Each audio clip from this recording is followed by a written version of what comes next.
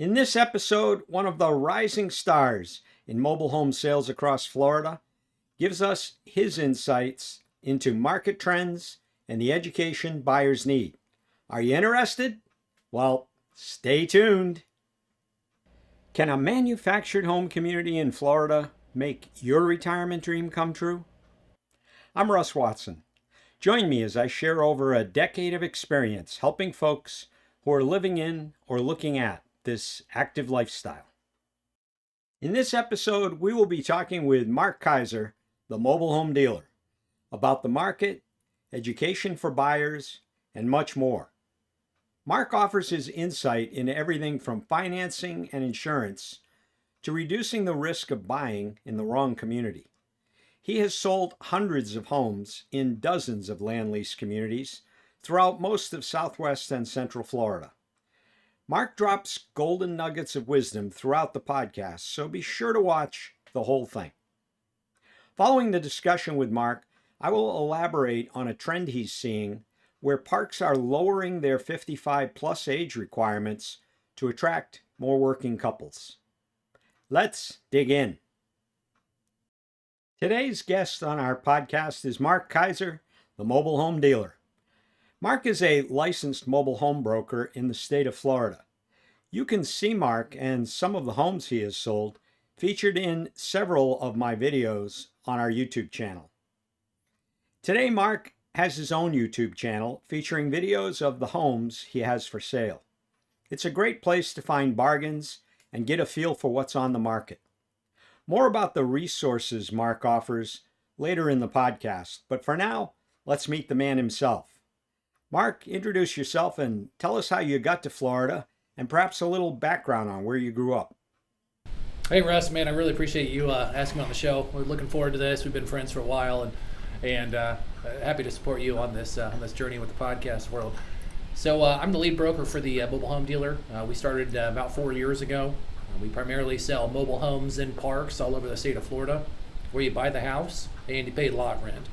Now, I never grew up in a mobile home park. I never grew up in manufactured housing. I'm originally from Indiana. I came down to the Sunshine State in 2017. After I sold another business, I was in the medical world for some time. And Russ, I was just trying to figure out what I wanted to be when I grew up. And I'm still working on that, and don't know if I'll ever figure that one out. But being down here in the Sarasota area, driving around in 2017, 18, 19, I continued to see that there were quite a few parks. And when I got into the parks and started driving around, then I quickly found out that a professional experience, a professional sales experience was really not available for a lot of folks in parks who owned lower priced homes. And back then, years ago, the folks who were selling these types of homes, they were essentially selling on a commission basis higher priced homes. And I quickly found out after driving through about 15 or 20 parks over a weekend that a lot of the parks in the area at that time were lower priced homes. So there was no professional representation, and I figured that we can fill that niche by providing a professional listing service where we help folks sell their homes and get to the next stage of life in a professional manner for lower cost homes. We stress that we sell affordable housing for people who need affordable housing. I think we do an excellent job at that. What areas of Florida do you cover, and where are your headquarters? So we're based in Sarasota, and we go pretty much from about an hour or so north of Tampa down to Naples on the Gulf Coast with our sales team. And then, as crazy as it sounds, it's kind of almost a triangle because we do a lot of work in the Sebring, Highlands County area, so Lake Placid, Sebring, Ocala, those types of areas as well. So we're constantly expanding. Our sales team is constantly growing. We have a team that is getting started in the Orlando area and in the Kissimmee area later this week. So I expect to see volume coming in from those folks as well, probably starting out in February. What is the biggest objection you get when you're trying to sell a home in a land lease community? Oh man, Oh, wow. Russ, how much time do we have? How much time do we have? I hear a lot of things. Let's go with the top 5. Top 5. Here we go. You and I will just create another video on this. You know, It really depends on where the people are from. Okay, I'll give you a couple of examples. Like I said, I'm originally from Indiana. I'm a Midwest farm kid, and in Indiana, or predominantly the Midwest, a lot of times people view mobile home parks as trailer parks, or really rough, or that type of thing. Whether it was in a movie or a TV show, they kind of have that stereotype of that. And when they get down to Florida, a lot of times they have the idea of buying maybe a single family home or a condominium, something like that. Finances or what have you prevent them from doing that, and then all of a sudden they say, oh gosh, do I have to live in one of these? And the reality is that Florida is a destination location. The parks down here are absolutely gorgeous. You featured several of them on your channel. We're blessed to be able to work in very, very nice parks all over the state. And it's essentially educating the customer on what these parks offer and what the lifestyle is. And once we can educate them on that, the second objection is going to be lot rent. And that's fine, I get that. But what we do is we walk through that the lot rent, essentially, you can call it lot rent, lease rent, whatever you want to call it. I really train it with our sales team as almost a condo association deal or an HOA. Because a lot of these parks for us, as you're very well versed, and I'm sure your audience is, a lot of these parks, I mean, heck, it's almost like a condo. They cover your water, your sewer, your trash, and mow your lawn. You got a gym, you got a dog park, a pool. You got the security at the front, gated entrance. It's essentially the exact same thing as a condominium. So when we go ahead and we walk them through that, we walk them through the lifestyle that these parks and this whole living idea provides, then at that point in time, they quickly realize this is one of the main ways of housing or to purchase an affordable home in almost a hands-free park. And once we find that out to them and prove that to them and show it to them home after home, park after park, then the objections really kind of fall to the side. I think a lot of people don't understand the term lot rent. If you have a lot just outside of Orlando where building lots might be $250,000 and you're putting a home on that, you'll have to pay a mortgage on that $250,000. Monthly payments on that alone will be roughly $1,500. But in a land lease park, your lot rent covers that, and often that's much cheaper than owning the land outright. It's going to be much cheaper, and a lot of times we deal with probably about 90% of the parks that we're in are some type of age qualified. So 55 and older is going to be the most common. I have seen a change in that over the past year to two, probably 2 years, in the Sarasota market, down in the Naples market. A lot of those parks are switching to 45 and older. But if you're looking at the next stage of your life and you're looking at trying to bring down costs, maybe because you are going to be exiting the workforce or because you want to go to part-time work or investment, live off your investments or what have you, then being able to manage those expenses as best you can and get out of the idea of a mortgage and be able to own your home outright, because about 94% of our firm's deals are cash. So do we deal with financed homes? Yeah. Can you finance these? Sure. But it's really, maybe 1 out of 10 get financed. You're dealing with a cash buyer, so now their carrying costs is essentially the lot rent, their utilities. And I always push back to people who say, no, I want to own the land and take a mortgage. And I'll say, well, that's fine. Let me educate, walk you through it, pro and con. And then I'll flip it over and say, where can you live in essentially a resort style community with a 2-bed, 2-bath home, 1,200 square feet for $1,000 a month? In most of these areas, a 1-bedroom apartment is going to be double that, if you're lucky. And then a 2-bedroom is probably going to be 3 times that. So then we start looking at this, and it really starts to paint the picture of controlling your expenses and being able to have a lot more free time to enjoy that lifestyle that the Florida mobile home parks are known for. Plus, the community is going to be a lot more congenial and a lot more like-minded in a 55-plus manufactured home park than it will be in an apartment complex. Yeah, you'll definitely see that. And, your listeners, I'm sure, are privy to, you've got traditional parks and you got RV-based parks and you got kind of a mix with manufactured homes and RVs. So it's not just a lock-in deal, like you have to own, a single wide manufactured home. Like that's not really the case anymore. A lot of these parks, especially when you get to the coastal areas, if you're an RVer or if you're somebody who has a fifth wheel or something like that, and you want to be around those folks, because you and I both know that's a whole nother group of people that are a lot of fun to be with.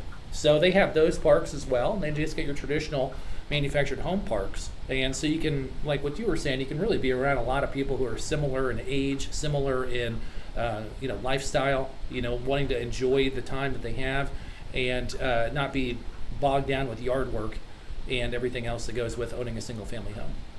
Another option that I explored more deeply when I did a video on Zephyr Hills are park model homes in RV parks.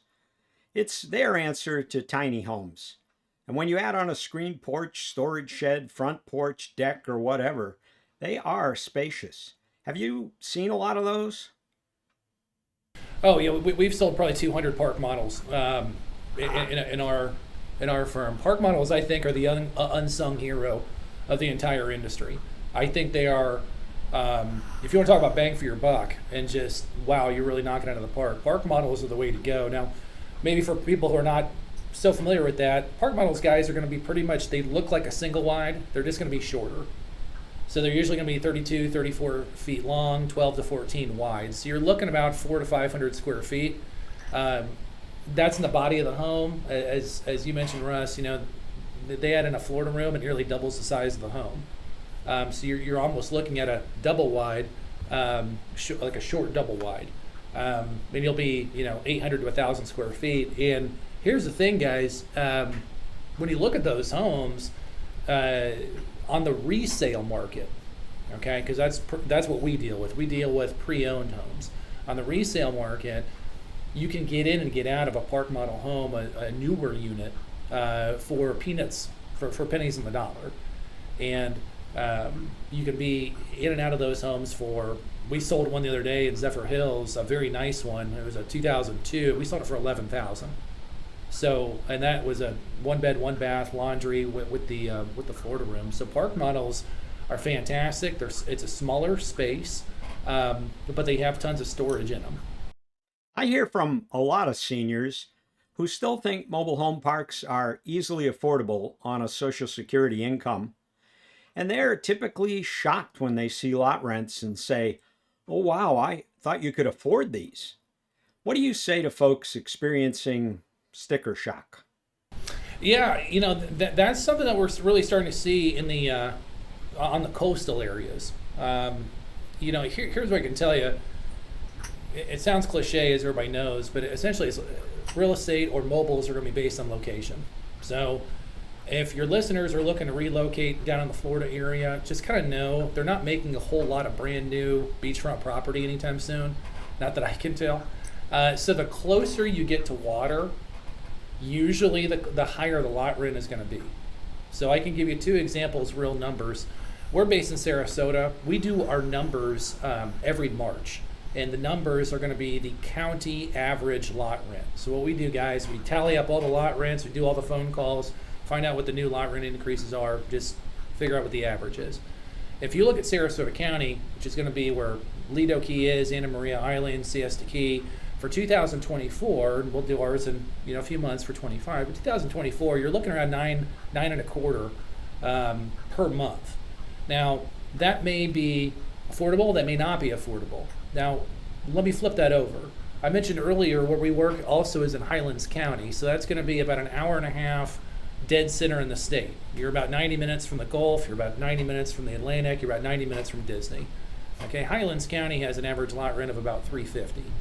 So if you want to go and you say, you know what, I'm okay making the beach kind of like a full day trip, and I'm okay doing that, 2 hours out, 2 or 3 hours there, 2 hours back, then you can save a considerable amount of money and still be centrally located. The other argument would be, you're a little bit further away from the coast, so we don't want to talk about it, but it's a reality. If there's a storm that comes through, it's going to have to go through 90 minutes of, essentially farm ground to get to you.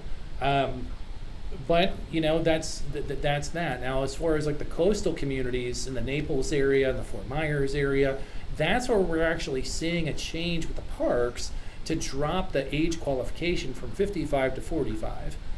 And that's going to be because a lot of the people who are living there are full-time working. So that's going to be kind of the way they're swinging that now. But lot rents are going to go up. The cost of a gallon of milk or a pair of sneakers is going to go up.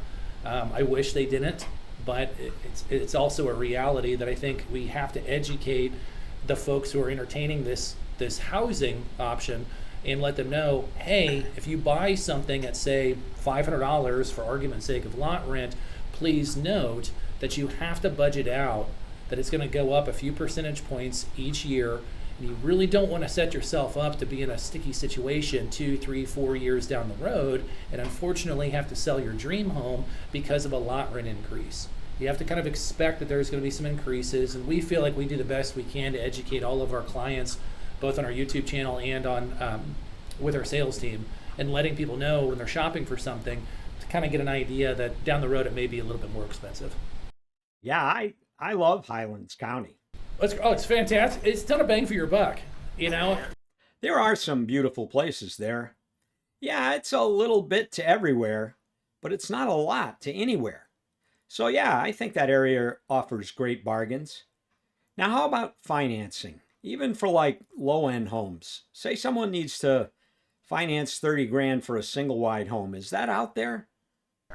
Yeah, you definitely can. We're seeing more and more homes.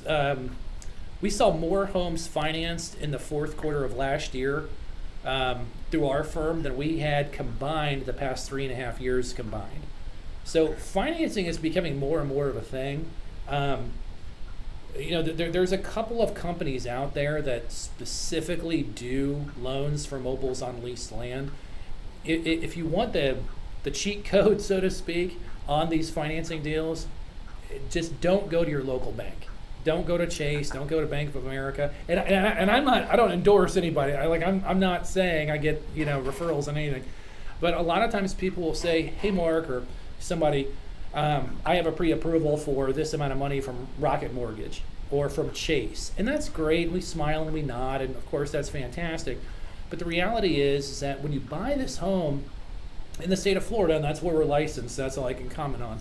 But in the state of Florida, where you buy a mobile home in a park on leased land, that's actually viewed as and taxed as personal property and not real property. Okay, so what that means, guys, is that the home comes with a title and not a deed. So that sounds a lot like buying a used car. It kind of is.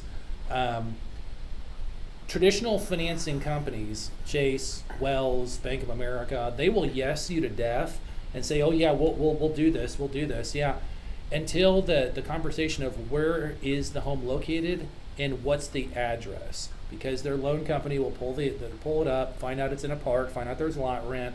The conversation gets awkward very, very quickly. So when you go and you look at financing these, can you? Yes. Are there companies that do this? Yes. Will your traditional banks say the loan on them? Yes, but you got to know they're thinking that you're buying the manufactured home or the mobile home out in the country on 2 acres. So it's going to then be a real estate transaction. If you're going to pay lot rent, then no, at the end of the day, they won't finance these. You'll have to go to a third party. Now, those third parties offer competitive interest rates, and they do exactly what they say they do. They only finance on mobiles in parks on leased land. The good thing about it, in my opinion, the good thing about if you go financed is they require that you have a 4 points home inspection. They require that you have insurance in the home. So that's really kind of preparing you to know and become better educated on what you're buying, because then you'll have the inspection report, then you'll have some insurance coverage. God forbid something happen, you're going to be in a better position from a financial standpoint to file a claim. So, financing is more and more popular. There are a lot of hoops that have to be jumped through, but it definitely can be done, that's for sure. Insurance is a big topic, and there seems to be a lot of news stories suggesting it's no longer available in Florida. Now, we know that's not true. What is your experience, and when people are paying cash, are they still insuring these homes? Yeah. Insurance is kind of a funny deal, isn't it? It's like, you pay for it, then when you need it, you don't know if you're going to get it. It's kind of a whack job, honestly. But yeah, can you finance it, or can you get insurance on these? Yes. The big thing, and I don't want to jump in to a legal conversation, but usually what they want is they want the home to be of a certain age. So the big number is 1976. So if you're looking at an older home, that may sound super old to your listeners as far as an age of a property. The key, though, is when you look at homes along the Gulf Coast, a lot of those are going to be 72, 74s. You might get an 80 or an 82. And the only thing that's original from it is essentially the steel beam. At this point in time, the house has been redone numerous times. The plumbing, the electric is up to par, etc. But it's just an older home. The reason why it's an older home is when the park was built, then the initial owner just got an infill of homes, and that's about when they got them. So when you're looking at getting insurance, I see a lot of people get some type of liability coverage. In case the Amazon lady or the pizza man falls, they have some type of cover they're behind. Full coverage and hurricane coverage. We had one with flood coverage for a park model that we sold in December. That was required. They were able to get it obtained, and that was after the hurricanes. But as far as how many people get them insured, we're not on the forefront of that on a regular basis, simply because our idea is in our business model is to sell the home. But if I were to kind of estimate, I'd probably say about half the people that we work with get some type of coverage. And I think the other half, especially if they're buying a very, very low cost home, then they make a few phone calls, they get put through the ringer, and they say, you know what, I've got fill in the blank amount of money tied into this thing. If something happens, either I'll pay to get it fixed, or I'll kind of write it off and go down the road. So it kind of just depends on how it's set up. Yeah, I have friends of mine who carry homeowners, liability, fire, theft, and so on, but essentially self-insure against wind damage. They take what they would have spent on wind coverage and put it into a savings account. Right, and hope that if you did have wind damage, that the insurance company is still in business. All this other kind of stuff. So, that's an interesting deal. Going back to the previous comment about financing, if you do get it financed, just know, guys, that you will have to have some type of coverage. The lender is not going to underwrite the loan unless you have it. If you are looking at getting it financed, to make sure you get that cleared up with the lender before you get too deep into the weeds, because there can be some surprises with insurance, that's for sure. Would you say the number of your customers who become snowbirds is increasing or decreasing? I would say it's probably decreasing, and here's why. With the change of age requirements and age restricted communities, like I said earlier today, a lot of them, especially the further south in Florida you get, Naples is a big one. We do a lot of work down there. A lot of those parks are dropping to 40 years of age, no children. And the reason why that is, you're going to see a lot of just a huge need, whether it's for manufactured homes or just homes in general. You just need more affordable housing, and so a lot of these parks are now switching it so the age requirements are different. Well, when a park drops their age requirement to like a 45 or a 40, then at that point in time, the vast majority of inventory gets gobbled up by local folks who are dual income earners, who need an affordable place to live. So those will get gobbled up very quickly. The 55 and older parks, we continue to see a lot of snowbirds, a lot of second homes. So we continue to sell to those folks. We're not selling right now to a ton of Canadians, where we have in the past a few years, but we still continue to sell to a ton of folks in the Midwest. So Indiana, Ohio, Kentucky, Tennessee, those folks are still buying homes by the wheelbarrows. Yeah, you just come straight down I-75. That's how I grew up coming down. You do 65 to Nashville and cut over 75. So it's interesting because we have a small team over in Miami-Dade, And over there, those folks who are buying homes are predominantly East Coast folks, right? So you got New York, New Jersey, Rhode Island, that type of thing. So it's a unique spot. It's a unique spot to be in either way. I think historically the whole state was divided that way. Now we've got things like Route 4 that goes straight across. There are only a handful of major roads across the state, even today. So you come down one side or the other, depending upon what part of the country you're coming from. Yeah, I'll tell you what. I'm sure there's some urban planners much smarter than I, but whoever came up with I-4, they had a sense of humor. Because every time I get on I-4, I was on it 2 days ago. We had a closing in Kissimmee, and I went out there for a new team member. And I looked at my Google Maps and left with plenty of time. I had enough time, I thought, to like stop and get a cup of coffee. Now I came in the park, wheels squealing, just barely able to pull in. It was a campsite on I-4, but sometimes you hit it right, sometimes you don't. Yeah, especially if you get over by Tampa, it's pretty rough over there. Yeah. Gave me a long day, that's for sure. So do you ever advise buyers who ask about getting the original prospectus versus whatever the park owner calls their current prospectus? You do see that. You definitely do see that. I always strongly suggest anybody who's buying a house, you want to make sure that you get the park prospectus, which essentially is the do's and don'ts of the park prior to purchasing the home. When you go and you sign the land lease, agreeing to pay the lot rent, usually they'll require that you sign off on it, but it's a hefty document that you just don't want to be in a rush to read through. But we see that on a regular basis. I strongly suggest everybody get at least a once over on it.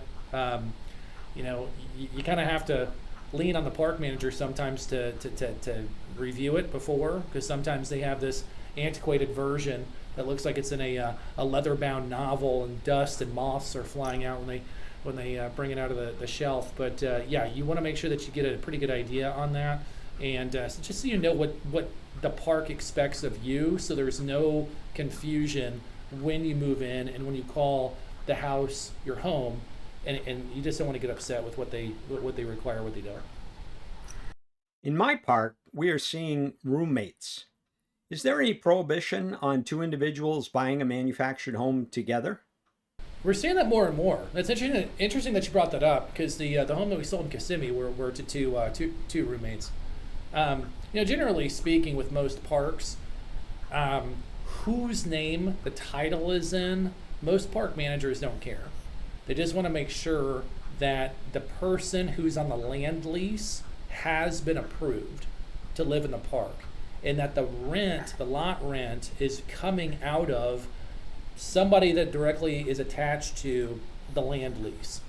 So if there are two people on the land lease and it's a two roommate situation, both people, generally speaking, are going to have to get approved at the park for residency. So that's not a problem whatsoever. And we see that on a regular basis. But the key is you want to make sure that when you pay the lot rent is coming from somebody who has been park approved and who is on the land lease. We see all the time where there's confusion for people who are new to this industry, and they'll buy the home, Bob will buy the home, but Fred will pay lot rent, and Fred's nowhere to be seen.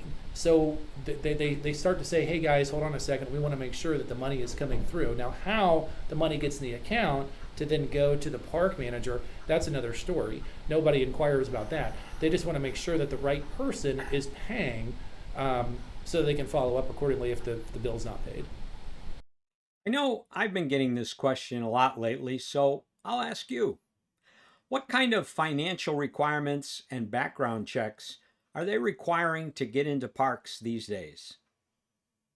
Yeah, so most parks are going to require, just about every park is going to offer or require some type of park approval process. Now, how they figure this out with their algorithm, I don't know. I couldn't. I wish I knew. I've asked hundreds of parks managers over the years. Nobody seems to know. But essentially, when you're looking at a park approval, it boils down to three things: criminal background, credit history, and money. Now, most park managers, God bless them, that they won't walk through those three details with the buyer. So then if there's a denial, nobody really knows why they get denied, and it creates a big amount of confusion in the industry as a whole. So what we try to do is educate every buyer to kind of get an idea of exactly what's going on with the park approval process. So when you're looking at criminal, which is one, they usually don't want to have any type of like felonies or violent, crimes and stuff like that. That's usually going to immediately be the red flag. If you forgot to pay that parking ticket, 27 years ago, that's probably not going to be that big of a deal. Okay, I don't want to speak for every park, but they're looking really for kind of a big problem in the past. The second one is going to be credit. The big one that we see on credit is going to be, again, people who just aren't educated in the space, and they think that if they're living in a mobile home park, that anybody can live there, and they will forget to say they filed for bankruptcy last week, and then they'll go through and it'll be on the report, and then the park manager says, hey, I don't know that I can work with this. So you just want to be up front with the park manager about everything. The big one is going to be the financial part. That's going to be the one that people get denied park residency the most often. The biggest time we see the folks get denied is based on what they feel like, this is the customer, what they feel like they can afford, and what the park says, hey, this isn't a really good debt to income ratio. So I'll give you an example. If lot rent, for argument's sake, is say $500, and the person is relying solely on a Social Security income of say $900, they'll think, well, I can pay the bill, so I'm fine. The park will say, no, that's not going to work, because most of the time the park wants to see a 3 times multiplier lot rent to income ratio. And that's kind of the gold standard that you see in this industry. Now, keep in mind, guys, that income can come from various sources. It can come from Social Security, investments, the part-time job, whatever it is. Okay, but generally speaking, you're going to want to see a 3x. Now, you mentioned about roommates. Because a lot of parks are putting their lot rents to market value, and market value is higher than some just basic Social Security incomes, that's where you're starting to see more people go in together to then get approved as a group for the park so that they can purchase the home and live there. And then they can make the Social Security payment or whatever the thing is work for them, which is in my opinion, the huge, the reason for the huge rise in the roommates. But you usually want to have, if you're going in solo or if you're going in with you and a friend or you and a significant other, you usually want to kind of say, all right, gross income is this, lot rent is that. Is it a 3x? Is it a 2.5? If you're hugging that 3 and the credit is okay and the criminal is fine, then generally speaking, most parks will give you the nod. But you'll get into a jam. The big time we see a jam is when a family member buys the home for like the mom or the brother or something, and they have the financial wherewithal to do it, and they say, oh, well, you'll pay the lot rent. Well, the family member will try to buy the home, only to set up the family member for failure, because the family member can't qualify for the park. So you just need to make sure that you have an honest conversation with yourself and your partner to say, okay, this is how much is coming in the door, this is how much is going to go out. Are we at pretty close to a 3x? If so, then the financial part won't be a concern. If it's less, considerably, then that's where it's going to be a bit of a problem. That brings me to an interesting question, because I am more and more seeing a situation where the kids say mom and dad are living in a big old house they don't need or can't maintain. They don't have a mortgage and will get some equity from the home, but rely on Social Security for their income. The kids want them to move to a 55-plus Land-Lease park where they can enjoy safer living, a lot of like-minded friends, and tons of activities. But are mom and dad going to qualify income-wise? Can the kids buy a house themselves and guarantee the lot rent? How can you make that work? Yeah, it usually gets pretty sticky with that. I'll answer it the black and white way, and then I'll answer it the what really happens way. So the black and white way is you want to make sure that whoever's on the land lease is going to be the person who's paying the lot rent, as we discussed, and they're the one who's qualified. What we really see in the industry on a regular basis is if it's a 55 and older community, let's say it's a mom and dad, they're over 55, the child's buying the house, they're under 55. Most parks, if one person on the land lease is 55 or older, and it's a 55 and older park, they can generally have somebody who's younger on the land lease as well. Okay, so a lot of times what you'll see in that situation is the son will buy the house. They'll know that the parents can't get approved, so the dad will be the main carrier on the land lease, and the son will be the secondary. Okay, if we have complete open communication, which I'm huge on, if you have complete open communication with the park manager, I've never seen the park manager say no, because they know kind of what's going on here, and then the mom will then live there. And that's how it'll be set up. So when people look at this and they say, oh gosh, the Florida dream is not going to happen, no, it definitely can.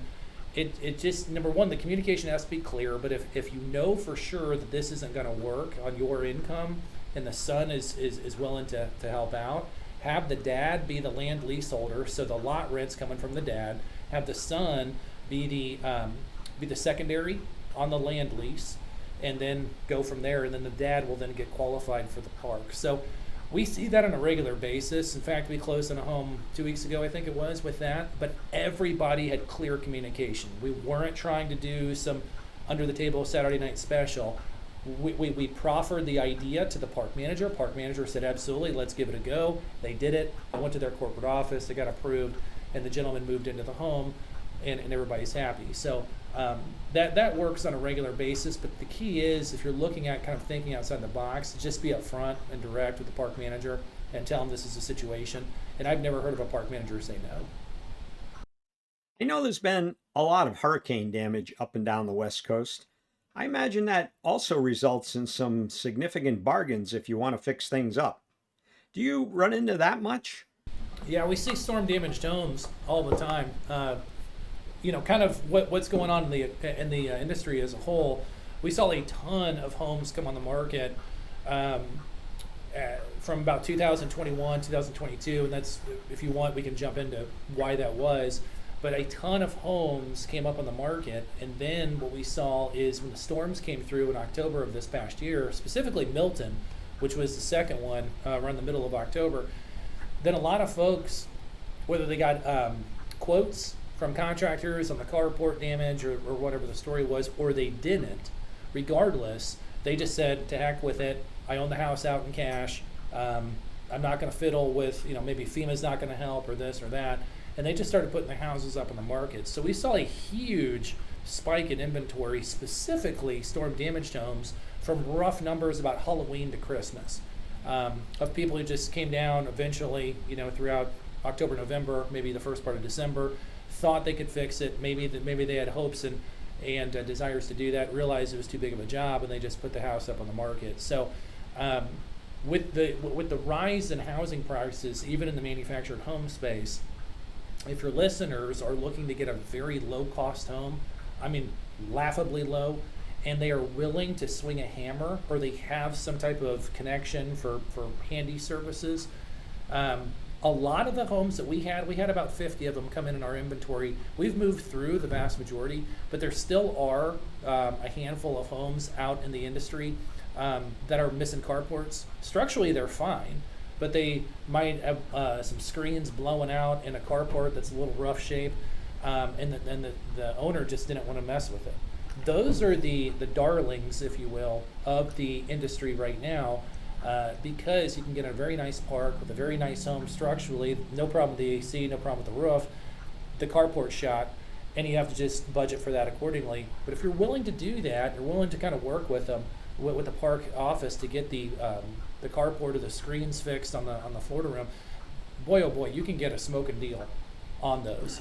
And because of the higher prices with homes at that time in the fall and the first part of the winter, when those homes came on the market, everybody gobbled them up because they realized that, hey, I can buy a home that maybe was considerably out of my budget just a month before, and now I can get it for a fraction of my budget, and I can go ahead and do the work myself. I swear I get maybe only 4 different comments, but I get them over and over. One of them is a concern about corporate takeovers of parks. These are folks who are afraid that the big bad corporation is going to come in and raise the lot rent 300% twice a year, and otherwise make life in the park miserable.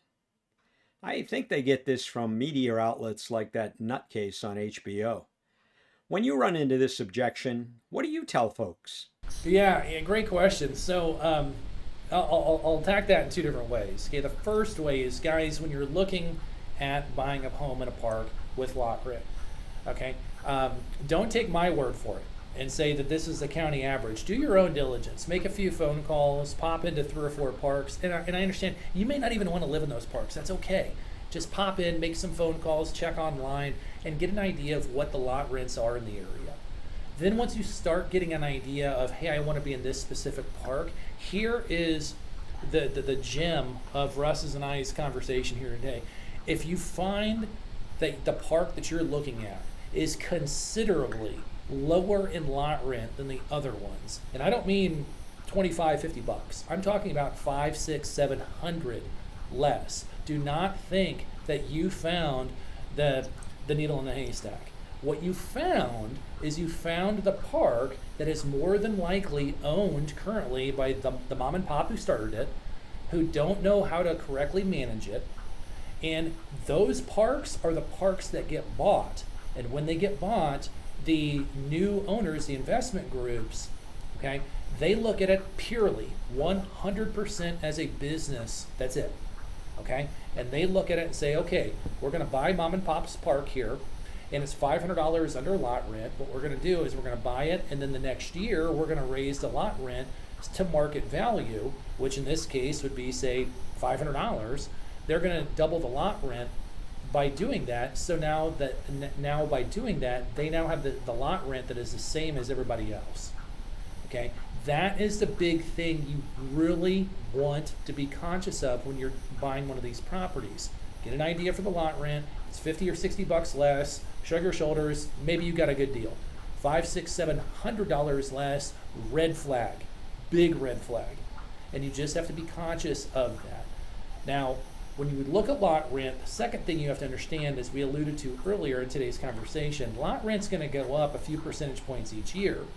So the big thing you want to realize is when you start this journey of buying a home in a park, lay out on an ink pad or have a doc on your phone or however you're going to do it, and start listing out some of the amenities that you feel are important.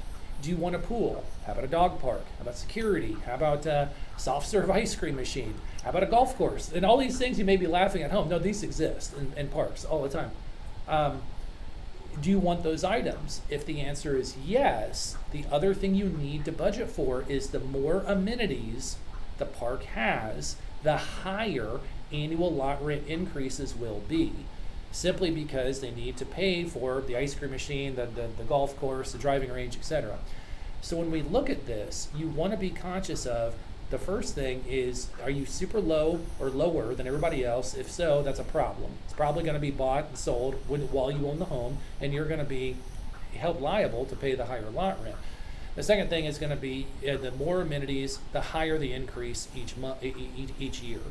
So if you can lay those things out on the front end, then you can really queue yourselves up for 100% success in this lifestyle choice of purchasing a mobile home in a park with lot rent. If you don't, and you immediately go to dollars and say, oh, I'm getting a smoking deal, well, I hope it works out for you.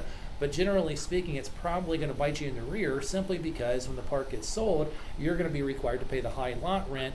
You're going to be the one shaking your fist and saying this is so unfair. So the key is just be educated before you buy a unit.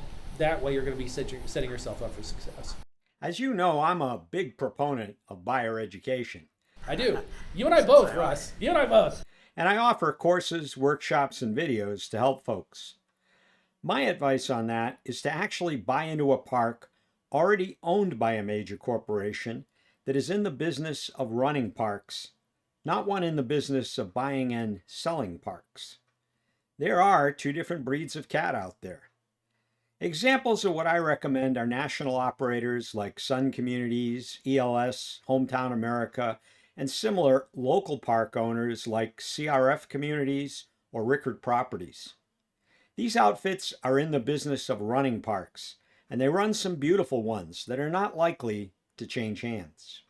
Right. Yeah, that's a good point. The other thing, too, is when you're looking at these deals, guys, you just got to understand um, that when you're looking at buying in a park with lot rent and understanding how the lot rent is used, it goes a lot more to the amenities that are in the park. And if you have a park, we talked about Highlands County earlier. One of the reasons why Highlands County is so low cost is because the vast majority of those parks out there have gravel driveways. They have basically paved, not fancy, but basic paved streets. They don't have pools, they don't have dog parks. So if you're okay with that, and you're driving an hour and a half to the beach, if you're okay with that, then God love you, you can get a really good deal. But a lot of this stuff comes back to convenience and amenities when you're looking at it. So, what's your favorite part of this business, Mark? I enjoy the education. I enjoy working with people. I think I have a teacher's heart. My mother was an educator her entire professional life. And she always joked with me saying I should be a teacher. I said, Mom, there's only room in this family for one. So, lo and behold, years later, here we are. I enjoy educating folks on it. I enjoy showing people the lifestyle that does exist within this industry. And I also really enjoy helping people get to the next stage of their life. And whether that's buying a home and realizing that they're living here, which is exactly where they wanted to be, or the flip side is true too, they're selling a home and going to the next stage wherever that is. I really enjoy the education, and I really enjoy helping people get to the next stage of life, wherever that is. You meet a lot of interesting people in this industry, and you smile and you joke a lot, which is what I enjoy too. It is a business. We take it very seriously, but at the same time, we like to have fun with it too. So this industry allows me to have that creative outlet, meeting with you, Russ, and doing these things, as well as being able to teach and educate people on this industry. But enough about me. Russ, what's your favorite part about the industry? Do you enjoy the education? Do you enjoy the people? What do you enjoy? My favorite part is when someone takes my course and maybe 3 months later writes me and says they found their ideal home. They often go on to say they did their research as the course suggested and found something that met their needs and fulfilled their dream. That's my favorite part. That's awesome. How long have you been living in parks? I was snowbirding in 2011. I moved to Florida full-time in 2012. This is my second park and my third home. So what do you do, Mark, when you're not selling homes? What are your hobbies or your interests? So the big thing, I really enjoy traveling. That's always been, I've had a travel bug since I was a little kid. My parents instilled on that in all of us kids. I'm the youngest of four. So we're all travelers. I like to go out and see as much as I can. And whether it's just a local park, I'm big into national parks. So hiking or mountain biking through a national park stateside or going overseas. I just like to travel and see as much as I can. And to me, by doing that, it provides so much more perspective on life and challenges me to think about what I think is important. And when you go to different places, you see what's important for them. And it really kind of, to me, it just opens my mind a lot more, which is something I really appreciate and enjoy. What's a favorite trip you've taken recently? I backpack. So here's the thing. This may sound crazy, and I don't want to go on this a huge deal, but I really enjoy going to places and challenging myself to take as little as I possibly can. Okay. So that forces me then to travel light, which allows me to be a little bit more nimble. So I'm not taking the 4 big suitcases, and you can see me coming down 20 yards away. So I went to Italy last year for about a week and a half. I went by myself, and I had the ticket there, and I had the ticket returned, and I had nothing in between. So I forced myself to kind of live in the moment, show up with a backpack and a water bottle, and really kind of just figure things out as I went in a country that I'd never been in a language that they don't speak English. And that to me was frustrating. It was nerve-wracking at certain times, but it was also the most liberating feeling that I've had in quite some time. It was a self-confidence builder, and it's a beautiful place to go. So for folks that are interested in your homes and your services, how do they get a hold of you? Sure. So we do a huge amount of education with home tours, park tours. We were just at the Louisville Home Show 2 weeks ago. you really want to check our stuff out on YouTube. You just go to YouTube and search the Mobile Home Dealer. That's our company. And we produce content every single week, 3 to 5 videos every single week, a long form, short form, home tours, fun stuff, interviews. And we're really trying to focus on not only just doing home tours, but also being a central spot for folks who are interested in this industry to really have a place where they can be entertained and also be educated at the same time. So YouTube, and then just search the Mobile Home Dealer. That's our main outlet. I took a look at your website and I think you had 53 or 54 homes for sale today. The prices ranged from 9,000 to over 160 grand. So you have a real variety in your inventory. Yeah. So sellmobilehome.com is the name of our brokerage site. That's where we post all the properties. And if you have questions on any of those, feel free to reach out to us. Our sales team will take care of you for sure. And then our YouTube page, the Mobile Home Dealer, is where you can find the videos and see the actual home tours themselves.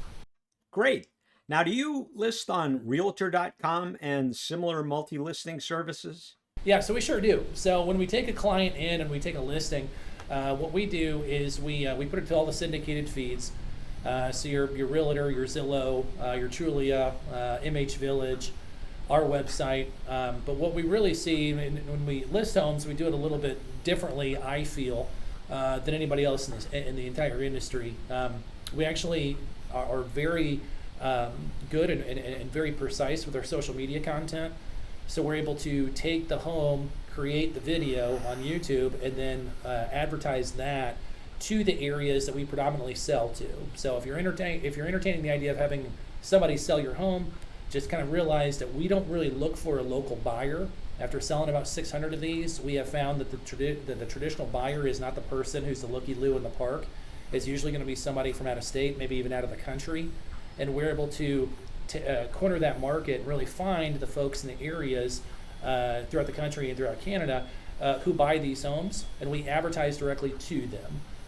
So we have a way that we've created over the last several years, kind of being a tech dork myself, to be able to set it up to sell the home virtually. So we actually try to not show homes, which sounds silly, it sounds ridiculous to maybe some of your listeners, but we really try to sell the home, and we sell about 87% of them virtually through our virtual tours to out-of-state buyers. So then we do that, and we quarterback the park approval process with the buyer and the park manager, as we discussed earlier today, to make sure that everybody's good to go and ready to be approved and enjoy their new property. I really thank you for taking the time out of your busy schedule to chat with us, and look forward to hearing of all your successes. Where do you see the Mobile Home Dealer 5 years from now? I see the Mobile Home Dealer. I see the Mobile Home Dealer really growing in the education space, really growing in the social media space. I think there is a huge gap, and you and I have talked about this in the past. I think there's a huge gap in the manufactured home space on quality education. And there's a lot of junk education out there, whether it's just educating people on the space or coming at it with an angle that we do, which is more of the investor relations and stuff like that. I think there's a lot of bad information there, and I think the Mobile Home Dealer, along with channels and groups like you, Russ, really trying to run into the marketplace as an education piece, and then also, yes, we do sell homes, but more of an education space. So I think the need for good education in this market, especially now with the huge push of affordable housing, I think we are primed and ready to go for a handful of people to step out and be education leaders in a space that otherwise has just been overlooked or has been stereotyped as simply just not a correct way of doing things. We want to continue to help as many people as we possibly can through our brokerage and selling homes. I think that's going to continue to grow. I think that's going to continue to stay strong. And I also think the education space is going to be something we're really going to double down in going forward. Great. Well, thanks again, Mark. You bet. Hey, Russ, I really appreciate it. Anytime. Wow. Mark covered a lot of ground. But throughout, you heard the need for buyer education. One new development that caught my attention was the reduction of the age limit in 55 plus parks. I'll talk more about that in a minute. If you are interested in this lifestyle, but have no idea where to get started looking, let me suggest you start with my free resource guide given away to all those who join my inner circle. It's absolutely free and will also gain you access to other resources such as community lists. I made it easy for you. Just fire up any browser on your laptop, phone, or home computer and enter gotoinnercircle.com. It's pretty easy to remember. It's all one word, gotoinnercircle.com. Now let's get to the question of reducing the age in a 55 plus park. In other parts of the country, we see parks that have been 55 plus for many years decide to become all age communities to attract dual income families. Here in Florida, I've yet to see that, but I found Mark's discussion of 55 plus communities lowering their age limits below 55 rather interesting. You can watch my YouTube video titled, "What is 55 plus?" for a detailed explanation on how this designation works. The short story is a 55 plus park is required to have one resident who is 55 or older in at least 80% of its occupied homes in order to qualify under this HUD program. Some parks decided to limit every home to 55 plus, while others allow younger folks in the remaining 20% of the homes in the park. I've seen in the past where this 20% was used most often for a new home sale in the park where neither resident was quite 55 yet. Many prospectus documents actually list a minimum age for residents, even though the park is 55 plus. Minimum age limits of 35, 40, and 45 are quite common. So when you see a park saying they have reduced the age limit, it is usually within the confines of the prospectus and refers to the 20% of the homes they are allowed to offer without one resident being 55 or older. The state of Florida, though, eliminated all reporting requirements for 55 plus qualification, so no one is really looking over their shoulder to see if those quotas are met. So that's the short scoop on how this can be done and what it might mean for a 55 plus community that says the minimum age is really 40. This is actually not new, and some communities have always allowed some homes to sell to qualified candidates under 55. I don't see it as a problem, but it does bring a pool of folks still in the workforce into the community. On the plus side, if you are selling your home in one of these parks, it opens the door to a greater likelihood of a sale and perhaps a higher sale price. Well, that's it for this episode. We'll see you next time.